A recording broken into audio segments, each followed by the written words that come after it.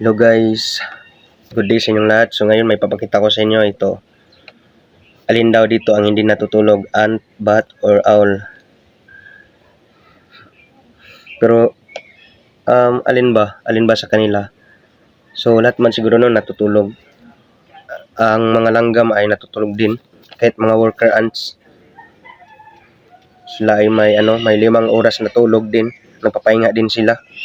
Kasi may katawan din naman, mapapagod din. So ang owl naman or kwago ay kailangan din matulog. Sila ay matutulog ng 10 hanggang 12 hours dahil during the daytime, dahil kapag gabi naman sila, aktibo naman sila sa gabi kasi sila ay tinatawag na nocturnal species, ibig sabihin active during at night. So ang paniki naman, ito ang may pinakamataas na tulog kasi sila ay natutulog 15 hanggang 20 oras, no? Nakabitin sa puno or sa kuweba. So mas taas ang tulog pa nila kumpara sa owl. So lahat man sila nagpapahinga. So kahit dito sa research natin, ginugol na natin nun.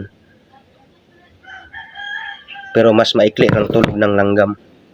So this is it, by the way. This is Victor Mandron, and always say that save and protect the nature for the better future. Thank you for watching. Mwah mwah.